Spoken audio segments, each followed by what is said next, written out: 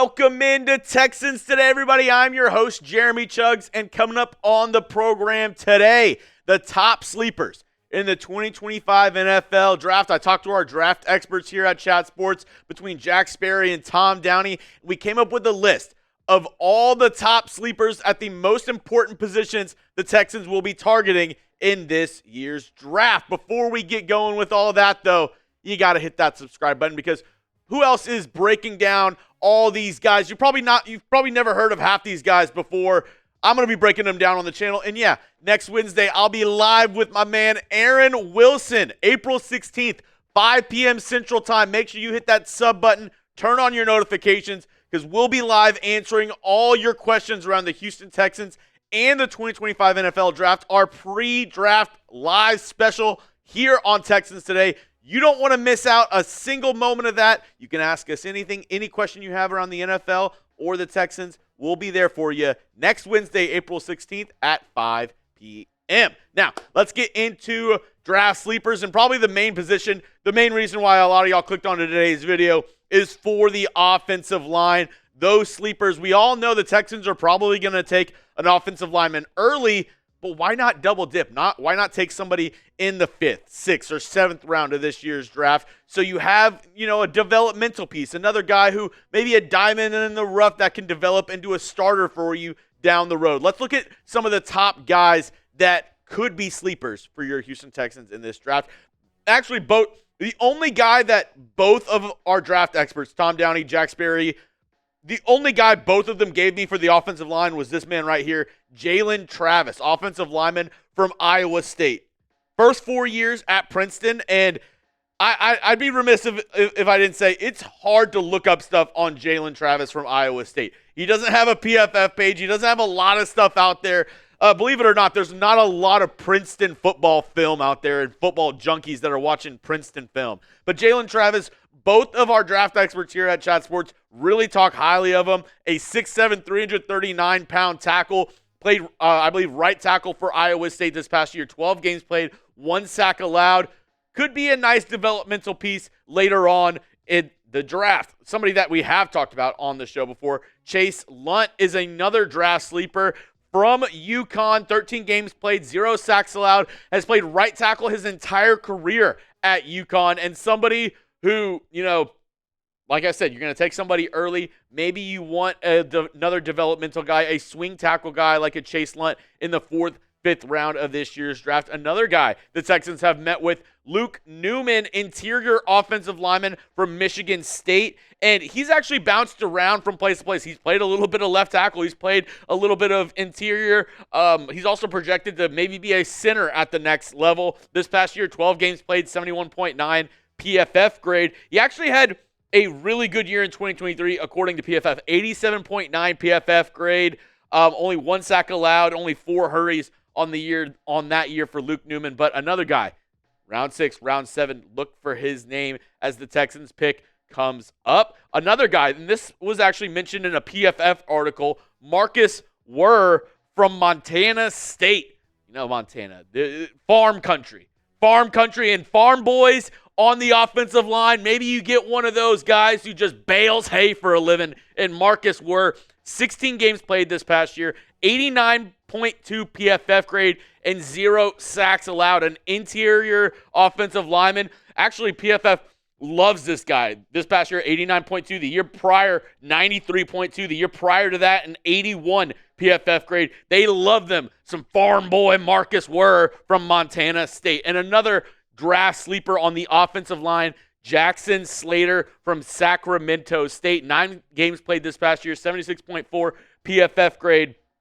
And somebody, 0 sacks allowed, an interior guy. Yes, he's a small school guy from Sacramento State, but a lot of teams seem to have interest in him as a late round prospect that you could get, like I've mentioned, I'll probably say it 20 more times in this video, in like the 6th or 7th round of the draft. Now, I've talked about some offensive line sleepers. We're going to talk about a ton more sleepers in today's show, but go down in the comments section, plant your flag. Who's somebody that no one is talking about that everybody should? That's going to be an amazing athlete, an amazing player at the next level. Go in the comment section and let me know who that is.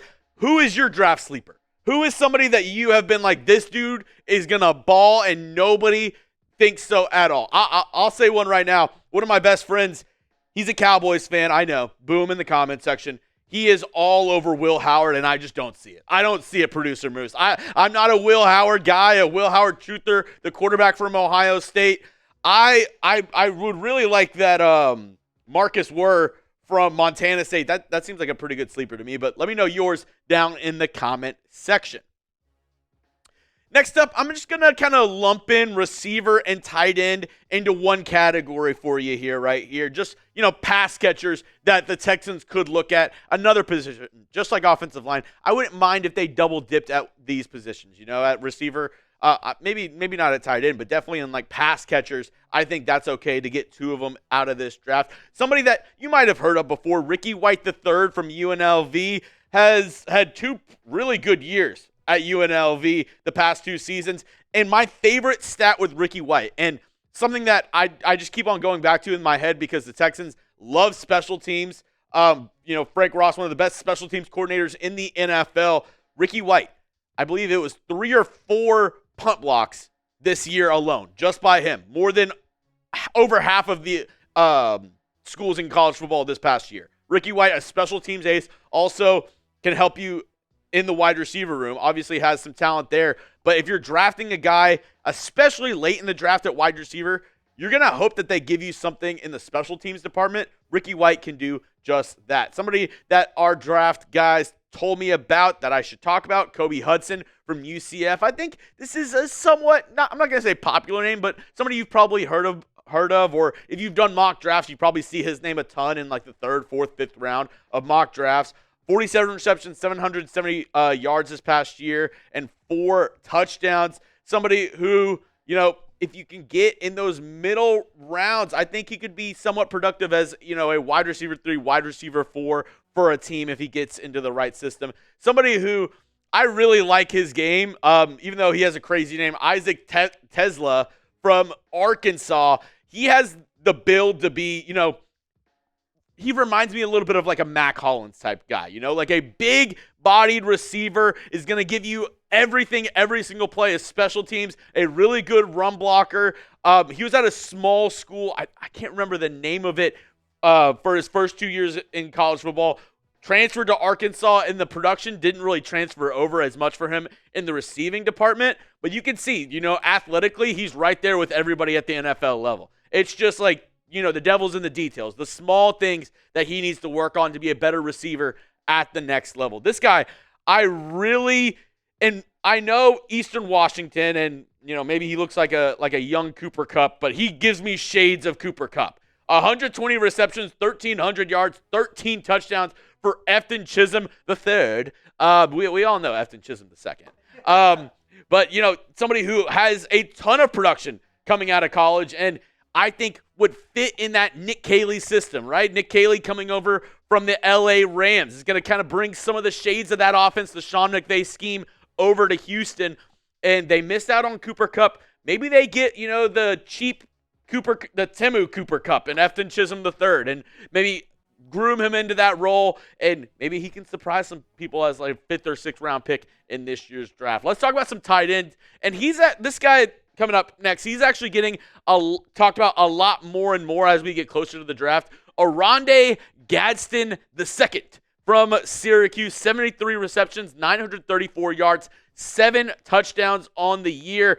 He was Kyle McCord's go-to guy. He was one of the go-to pass catchers for Syracuse this past year. A big body tight end, almost 6'5", 240 pounds, maybe lacking a little bit in the run blocking department, but you want another pass catcher, if you want a upside tight end in round 4, round 5, maybe he's even sneaking into round 3. I don't know. Maybe he's not a sleeper anymore because people like me are talking about him too much. But I think if he goes to the right team, he could be a really good tight end 2 or tight end 3. This one, my guy Jack Sperry gave to me. Caden Prieskorn from Ole Miss, 27 receptions, 401 yards, 3 touchdowns. Another big guy, 6'5" and a half, almost 6'6", 255 pounds. He said, don't let the numbers fool you. He's actually a really good pass catcher. Maybe, we know Nick Caserio loves some tight ends. I would hope the Texans don't draft a tight end in round 1. Just personally, maybe you like Colston Loveland like that.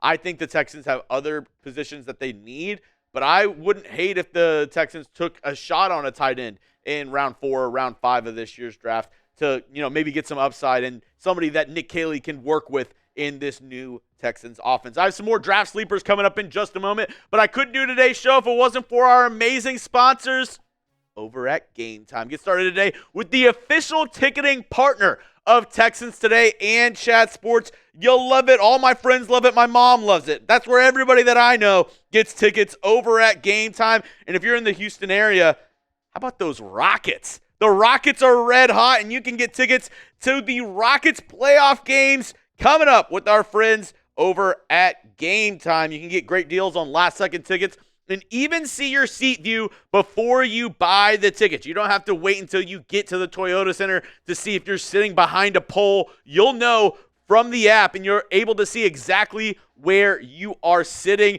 right here. This is what you'll see when you open up the app, and then when you click your ticket, it'll show you basically what the court looks like from wherever you're sitting. I absolutely love that feature. Also, the Game Time Picks feature filters out all the fluff, and it shows you the very best deals on the app. So it shows you like the best bang for your buck. So you're not, comparing ticket prices, looking at everything, spending hours on something that should really only realistically take 5 or 10 minutes to go look at tickets and go ahead and get them. Don't waste any time. Use our friends over at Game Time. Download the Game Time app, create an account, and use code CHATSPORTS for $20 off your first purchase. Terms apply. Again, create an account and redeem code CHATSPORTS for $20 off your first purchase. Download Game Time today. What time is it, Moose? It's game time. That's right. It's game time with our friends over at Game Time. Let's go to the next position of draft sleepers that we're looking at. We're looking at the running back position. I know, an offense-heavy start to this show. It should be an offense-heavy draft for the Houston Texans, in my opinion. But let's look at the top running backs that could be sleepers in this year's draft class. First, let's talk about, and it feels weird even calling him a sleeper, Donovan Edwards from the University of Michigan. It feels weird, right? Because it's University of Michigan. This guy has, whenever Michigan won their national title 2 years back, was one of the key guys in that playoff run. Was one of the key guys in that Harbaugh offense, but fell off like most of Michigan this past year and has kind of been thrown to the wayside. He runs fast. He's shown it on tape that he can play well against really good competition, and in the brightest spots, the biggest spotlights, he's performed. But most people have him going round 6 or round 7. Like, if the Texans don't go a running back early, if they don't like anybody on the board, I wouldn't mind going with a guy like Donovan Edwards. And plus, he's a guy who the Texans, looking at running backs this year, and this is how I'm kind of weeding out the running backs from this draft class because there's so many good ones, but the Texans are looking for speed. They're looking for a speedy back. They're looking for somebody who can catch the ball out of the backfield. Donovan Edwards kind of meets that criteria, even went to a big school and could possibly be there in round 6 for the Houston Texans. Let's talk about another guy, maybe not as much of a sleeper as Donovan Edwards, maybe going in the middle rounds, but I haven't really heard a ton of people talk about him. Jarquez Hunter from the University of Auburn, 187 carries, 1,200 yards this past year, 8 touchdowns, another speed back in the middle rounds that the Texans could look at. Like I said, Brugler is really high on Jarquez Hunter, and same with our draft experts here at Chat Sports, but just in terms of, the draft community, people that I've been following on Twitter and other people like Texans fans, I haven't heard a single person mention Jarquez Hunter's name until I just did. Jarquez Hunter, shout out to you from the University of Auburn. This next guy, you're going to love this next guy. Lan Larison. I'm a small school guy. I mean, this dude is going to be electric wherever he goes. Look at the numbers. And I know it's a small school. I know. UC Davis isn't the powerhouse that UNT or University of Texas is, right? UC Davis, you're not seeing a ton of NFL talent go out of there, but look at the numbers in 2024. I had to double check because I was like, these numbers are fake. 1,400 yards on the ground, 840 yards through the air, 23 total touchdowns Was this dude playing easy mode in Madden? Like, what is going on here? Pretty good size, 6 foot, 215 pounds, has decent speed, just didn't play against good competition. Round 6, round 7, shoot, I'd pull the trigger on that. A little Lan Larison action. And plus, I mean, dude has a 6 stash. So, I mean, that gives him an A+ as well. Lan Larison, one of the draft sleepers. Actually, both of Tom Downey and Jack Sperry gave me Lan Larison as well. They said, this dude is somebody you need to look at in this draft class. Now, let's finally go to the defensive side of the football. I believe the Texans are going to be looking at defensive tackle. And if you look at their top 30 visits and people that they've talked to already, it's a lot of early round guys. They've talked to Kenneth Grant. They've talked to TJ Sanders, Alfred Collins. They've talked to, a lot of these, the 2 guys from A&M. A lot of defensive linemen that should go in the first 2 rounds. But let's look at some other guys that the Texans could look at if they go offense in the first 3 rounds. First up, Jay Toy from UCLA, and the numbers aren't going to be anything spectacular, right? 25 tackles, 1 sack this past year. But he's one of those guys, and I've talked about this a lot this past year with Foley Futakasi with the Houston Texans. He didn't give you great numbers. But this is a guy that's going to play one technique, so that means like right over the center, and he's just going to eat up blocks. He's so big. He's so short, not short. He's so compact and stout that you're not going to be able to move him off the line of scrimmage. And what does that allow? That allows the linebackers to shoot through the gaps and tackle the running back at the line of scrimmage. This is a guy that is a stout human being. He's not going to get moved easily. I like him in round 4, round 5 for the Houston Texans. This next guy, J.J. Pegues from Ole Miss. Kind of that same, build, right? That same 6'2", 300 pounds. Gives you a little bit more from like the interior pass rush perspective, but still going to be a space eater, going to try to eat up those blocks. I think another guy, the Texans are going to probably look for a defensive tackle, which even though they've talked to a lot of guys who are, position flex between a defensive tackle and defensive end, but I still believe they need a true nose tackle, a middle of the defense kind of guy like a Pegues or Toei. This next name, I was so happy when they sent me this name, Moose. Raise your Black. 34 tackles, 1 sack, 1 forced fumble this past year for Iowa. I mean, Yaya, great name. Great name for an NFL player. And actually brings a lot of great talent. And I probably wouldn't be making fun of his name so much if he was standing in front of me. 6'5", 3'4", 336 pounds. This is a big one. A big dude right here. Another guy eat up blocks in the middle of the defense. This defensive line sleeper could be there in round 4, round 5 for the Houston Texans. And this next guy, Nazir Stackhouse from Georgia. 27 tackles, 6'3", 3/4", 327 pounds. And, a guy who's been with Georgia for the past 4 years. And somebody who's been with that program, been with Kirby Smart, been with that defense. I trust it. Especially if you're going to talk about a guy who's going in round 5, round 6 possibly. Somebody on the Georgia defense who started. Yeah, I'm okay with going with one of those guys because the Georgia defense was one of the best in the entire college football, landscape over the past 2 years.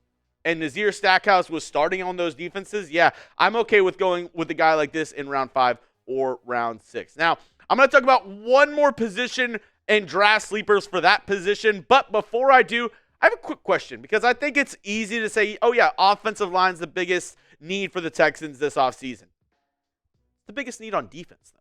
What do you think it is? Is it the defensive tackle? Is it linebacker? Is it corner? Is it safety? Let me know down in the comment section what's the biggest need on defense for your Houston Texans.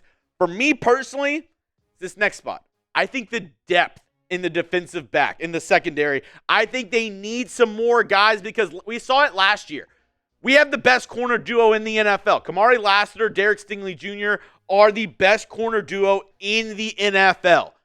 But when one of those guys gets injured or one of those guys is hurt, the depth was not there. Okudah was not good last year. And everybody that we had kind of fill in, it just wasn't the same whenever we didn't have our top tier guys out there. And it just, the defense kind of crumbled. Let's look at some defensive backs, though, some sleepers that can maybe help with that depth problem. First up, Corey Black from Oklahoma State, 36 tackles, 3 interceptions, 9 pass breakups this past year. a middle round guy, somebody that I haven't heard a ton around, but good production at Oklahoma State. I know the Big 12, you don't really think about defense. You think of, got non-defense, but I think Corey Black could be a decent guy for the Texans to select in the middle rounds. Mac McWilliams, somebody the Texans have actually brought in for a visit from UCF, 32 tackles, 1 interception, 2 pass breakups this past year. We've actually talked about Mac McWilliams quite a bit on the show before, but a late round guy who can really help you out and a versatile guy. And speaking of versatility, this next guy, Upton Stout, I know size doesn't really look that good, right? 5'8 and a half, 181 pounds, but he definitely plays bigger than his size. 53 tackles, 1 interception, 1 pass breakup this past year for Western Kentucky. Has also met with the Houston Texans. I believe one of the classified local visits. Upton Stout, shout out to North Shore, one of the guys that's been through that program, but came in, talked with the Texans, and I believe could be somebody that the Texans could target later on. And this one was given to me by our draft guy, Tom Downey. He said, look at Tommy Hill from Nebraska. First time I've ever seen Tommy spelled with an I at the end, though. Tommy Hill, 21 tackles, 1 interception, 1 pass breakup this past year for Nebraska. He was injured for part of the year, so the numbers are a little bit skewed right here, but 6'1", 213 pounds. Could be another guy to help you in the secondary, one of the outside corners, be a backup. Let's talk about some guys, though, maybe a safety help, because we have C.J. Gardner-Johnson, we have Kalen Bullock, Jalen Petrie. I really like what we have there. Jimmy Ward, okay, but I could definitely look at drafting a Jimmy Ward replacement or somebody who can just be a depth piece and help out in the secondary and in special teams. Let's talk about Sebastian Castro from Iowa. 57 tackles, 1 interception, 1 pass break. A really smart player. Plays mostly in the slot, so kind of like that position that Jalen Petrie plays, but a good run defender, good, pass defender in that slot role. I wouldn't really trust him as much as a deep safety, but Sebastian Castro for a late round pick is somebody who can help add a little bit of depth and then help you in special teams. I would like that as well. And then this guy right here, R.J. Mickens from Clemson. 76 tackles, 2 interceptions, 7 pass breakups.